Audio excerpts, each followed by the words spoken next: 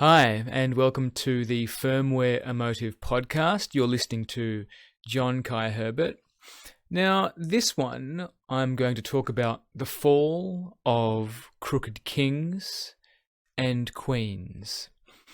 What do I mean by crooked? I mean the people that are in positions of authority or power or influence that use their power and influence to exploit those under them, or that agree to hand over their autonomy to them. This can be male mentors or spiritual gurus, personal trainers, bosses, landlords, police, politicians, etc., etc. And now, with more women moving into positions of authority, I'm also hearing stories and seeing stories around women using this to their advantage as well. Now, kingdoms have always fallen, and I feel like at the moment we're going to start to see an acceleration of these kingdoms starting to fall. And the honourable thing to do is to fall on the sword and own whatever you've done wrong.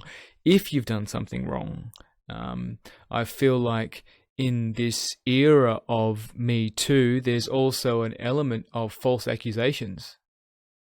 And that might be hard for a lot of you to hear. With the Harvey Weinstein case, he was out of line.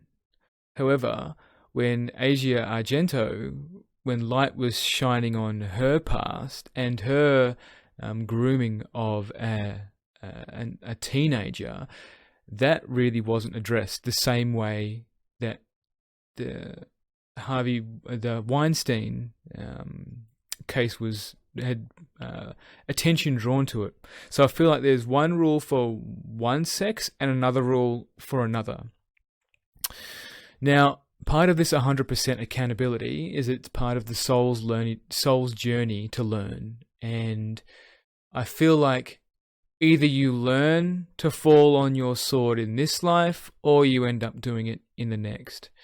And it's up to people in the community, it's up to queens, it's up to kings of those queens, whichever one in that dynamic that is the exploitative one, or if they're both exploitative, the community around them to start shining light on their behavior and what's out of integrity and what's unethical to change it. So I will mostly be speaking from the male point of view of what I've seen and the stories that I get told by women and other men. I'll also talk about my own experience where I started to use my power for personal gain, and I feel like it's something that needs to be explored much more. And being in a position of authority, it requires a balance of the ownership of your life. So there's an abuse of power, and then there's using it with integrity, and then being able to walk away from it when you feel like the system that you've been involved in is not supporting that, particularly in the military, particularly in the police force, politics, and even the financial sector, where the seeking of financial gain at the expense of banks, of the expense of the people's money that they're using, is like a collateral damage. And I feel like there's an element of if they're not going to regulate it, then it's not my problem. However, taking 100% accountability for your life is like, well, what are you doing? Why are you going outside of your own integrity? Where did your integrity go? It feels like as children we do have an element of what is perceived to be good and bad and ethical, and then that's degraded over time by who we spend our time with. That's degraded by the lessons that we learn, or the books that we read, or the education that we get, where it's like if there's a grey area and there's room to exploit it, then it is done. Now, also, wishing hate on people that have done you wrong, or wishing hate on kings or queens, just drains you. like it creates a food source and lowers your vibration, lowers your soul, and leaves you open to attract people that also do the same. Like they're gossipers, they're people that love to loosh off this negative pleasure of talking about, like, wishing hate on kings or queens or people in authority. So, like, if that's something that you do, start to question it. Like, why do it? Like, either be better or save it. Like, you can't change someone. So sitting with it, you can't change someone. All you can do is change your own behavior, and not do it from a heady place of like virtue signaling of like, no, I do this because everybody else is telling me to do this. Do it because it's what's true for you. And I feel like in this age of social acceptance, this age of social media influencers, wanting to feel part of the crowd and doing things that everybody else is doing is almost second nature. And it takes a great deal of space and presence to start to question that. So wishing hate on kings and queens doesn't change anything. They're still going to get in power. They're still going to exploit. However, choosing who you associate with, if you feel like you associate with kings and queens that are crooked, then maybe that's something that you need to look at, and distancing yourself from them or communicating to them, like, I don't feel like what you're doing is in integrity, and walking away from that. Now, there's a lot of there's a lure of the fame or the safety or the security or the acceptance that comes from being with a king that is crooked. Like if I look at the corrupt leaders of the past, there's always been a woman by his side that will happily go along with whatever he is doing, because she will get the security, she will get all those things that she wants to feel safe, and turning a blind eye to his crookedness. And that turning a blind eye is tacit approval. So in a relationship, you become one, you merge. And if you can't keep the other on track, or maybe you're both corrupt, then, like, what are you doing? Like, you're not benefiting anyone. So I feel like there's the lure of using the patriarchy, or using, like, oh, it's always white men that are bad, or there's always some component of just blaming one component, one person in a mix, when there's always going to be people that support that person's opinion, and then that pushes them on. They open the doors for them. They grease the wheels of the system to push the agenda that aligns with them, no matter how bad it is, or how unethical it is, or how much collateral damage ensues from that. So I feel like the women, the shadow of the women, there's an ownership that is required there. Why are you choosing a king that goes about his day unethically? Why are you choosing to plan to have children and raise children in an unethical environment where the king is unethical? And I feel like this is a discussion that's not had. Now, women have a lot of power here that I really don't feel they're stepping into. And men need to keep looking at that shadow. And that's a decision. That's a choice of wanting to keep looking into. And either your peers will tell you that this is a shadow that you need to look into, or you are out of the tribe, and you stop opening doors for them. Now, there's a shadow of false pretenses of knowing what you know from being in authority. What do I mean by that? False pretenses. So you can play ignorant. You can play, I didn't know.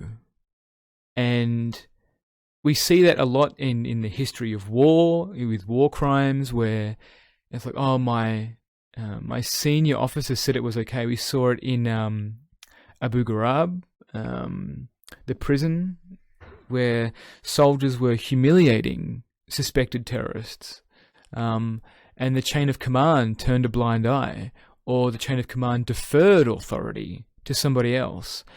And there's a whole lot of dodging and ignoring of red flags when it comes to this. It's like, oh, I'm not responsible for this. It's somebody else's responsibility. Oh, the voters voted for me, so therefore they obviously want everything that I am doing.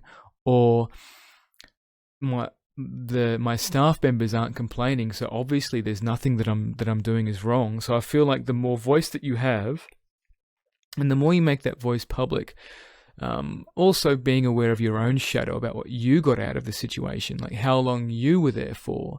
Or there might not be a shadow there and you're just speaking your truth with complete integrity. I feel like there is a balance there. And understanding what that balance is will eliminate the naivety of your self-awareness. So every time you don't speak up, there's a tacit approval of what is going on.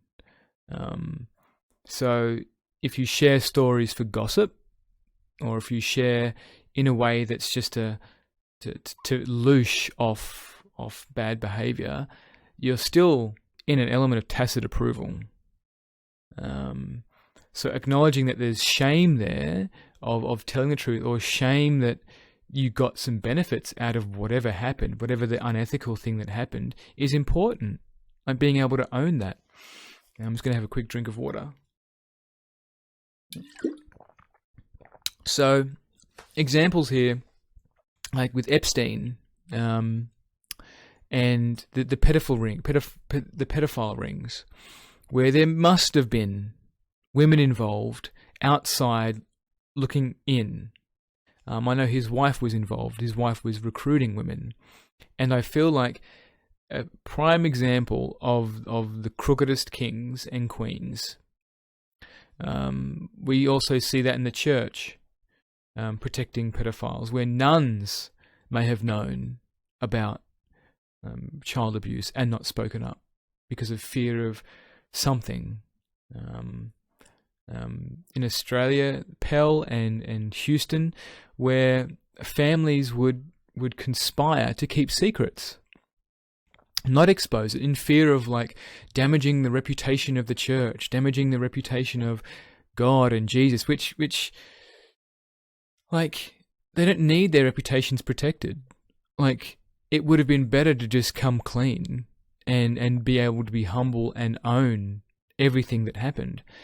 In the corporate world as well, it's challenging. I mean, in the church, they run by a set of guidelines, like commandments and behavioral modeling, like from Jesus or any religious organization that has an element of ethical modeling. The corporate world is a little bit different, where we're playing catch up with like the Me Too and sexual harassment, and I feel like, and a lot of people have spoken about this, the biological component to us that is attracted to the opposite sex, that does enjoy flirting. However, knowing the awareness around when it goes too far, knowing that the person that you're flirting with feels uncomfortable, or their work is actually a way for them to escape what they may feel outside. Now, you can't force someone to look at this stuff. So there's like this social contract in the workplace where you just go there and do your job, and I feel like it's a very utopian view of things, because it doesn't address the primal component. We are biological beings. We are feeling beings. We have libido. We have a sexual drive, and that sexual drive is very important for creativity. Bouncing back to Epstein and pedophile rings, there's a hyperdimensional component to stealing the innocence from people. There's a hyperdimensional component that comes from initiating and placing those hooks in a child really early in life, which lays the foundation for further future abuse. And this also happens in families where fathers and mothers abuse their children, sexually abuse their children. It plants hooks, and these hooks are what hyperdimensional beings and curses and things can be attached into.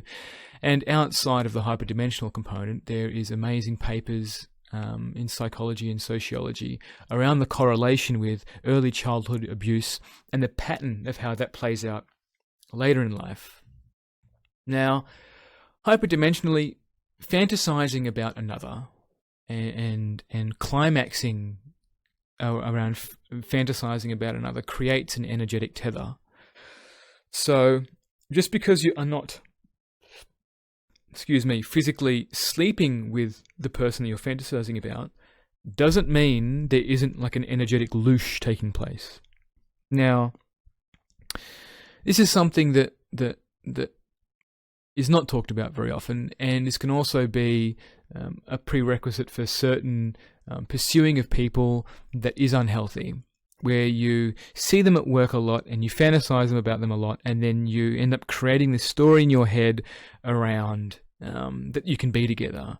And it's relationship breaking, and it pulls you into a place that is out of integrity and leaves you open and susceptible for behavior that is not becoming of a king and or a queen. So I feel like being aware of that fantasizing, and this is where porn plays in as well. And in the corporate world, it's challenging and it might be really hard to express this. However, in the dating world, being able to express fantasies is something that I feel like needs to be encouraged more. I feel like, and I spoke about this before in the Emotional Plague, like the podcast on the Emotional Plague, like being able to humbly and openly express sexual wants, needs, fantasies is important. And being able to own them. There's a difference between projecting it out into a person and owning it. Now, the crooked kings and queens, it takes a great deal of humility and responsibility to not take what is on offer. So an example that springs to mind is nature. Now, nature will give to you whatever you want for the most part. And offering something and seeing something that's offered versus taking it out of greed or taking it because you want to save it for later is where I feel like the line between ethical and unethical is. And knowing that line and knowing that you have the potential to cross that line is really important too. So walking around in an energy of like, oh, I would never do something like that. You're conning yourself and you don't know your shadow. There's always a component of greed. There is always something there. And the more you can go into that, either through lower self-work or shadow work, being able to own that there is always going to be a part of you that will take advantage of a situation to get personal gain, to get that little bit of extra money, to get that to bed that person, to get that promotion, whatever it is. So I feel like it's something just to be aware of, and knowing that there can be consequences from that, whether it's a relationship breaks down, or you're seen by others as not having much integrity, and how that flows on into your career, etc., etc. So being able to acknowledge and pass on the pleasures, pass as in let go of, pass on the pleasures of the flesh is challenging and takes a great deal of honesty and integrity to be able to embody. Now, I mentioned before that I talk about my story, and for me, like I've been here as a manager. I've been here in these positions where young people, men and women, will come to me for advice, and I can feel, and I have gone down paths which, in hindsight, were out of integrity for me. Like, you could say that I stepped on the line multiple times. And I'm grateful that my integrity didn't push me over the line, but actually was more of a fear of what could happen in my career, and how certain situations with women in particular, was starting to play out where this could go sour very fast. Like I really don't have a leg to stand on if something ever came out about the kind of conversations that I was having. So I feel like, and in that moment in my life, like I was in a relationship, it was a long distance relationship. However, what transpired, like, what was it called? Limerence. Limerence is what I would call it. And having my partner away and not being in physical contact with someone that I love, I found it really challenging. And I started to grow emotionally, and I started to use resentment as a tool to drive a wedge between my partner and myself. So our mind is very tricksy. Our ego is very tricksy. It will find ways to justify behavior, and you will be adamant, quite adamant, and not own anything. And for me, what happened. However, I feel like I was doing it because I was too much of a coward to own that I didn't want to pursue the relationship anymore, the long-term relationship. So I created distance by being emotionally out of integrity, by micro-cheating is what would be called. So me being able to own that I don't. There was a time in my life when I feel like I could not own that, out of fear of the repercussions of telling someone that you've been in a relationship for like 5 to 7 years that you don't want to be with them anymore. And that hurts. And being aware that there will be an aftermath to that there will be grieving involved, whatever that looks like, and just being able to sit in it and own it and allow that person to feel whatever they need to feel is what love is. So crooked kings and queens, how that plays out is like both of you, or one of you, or whichever one you identify as, or identify as the one you want to be, either a king or a queen, being able to look at your shadow, being able to look at who you're partnering with and the partner that you want, and acknowledging that are they doing what they are doing, is that in alignment? And if it's not, then that's going to bleed through into your life, because you're trading your integrity to reinforce theirs. So when a king or a queen no longer has an entourage, that is where their kingdoms start to fall. When they don't feel that support, there's no one that is obedient to them anymore. They're no longer a king. They're no longer a queen. So I feel like we're in an era of kingdoms falling. We're in an era of kings, crooked kings are being pointed out, and the queens are just silently hiding in the background, which is a shadow of the feminine, a shadow of women. And I feel like this is where we all need to acknowledge that it doesn't matter who we vote in, it doesn't matter who we alias ourselves with, in our close circles, in our inner circles, if we are still combining with people that are out of integrity, you are reinforcing the model at the top of the pyramid. That's all I wanted to say on that. And if you listened this far, thank you very much. And please, if there's someone that you feel would benefit from listening to this as well, share it. I'd love to hear feedback. I'd love to hear comments of how you felt during it, and then what else you would have added for you, other components that you see, or other stories that you've had.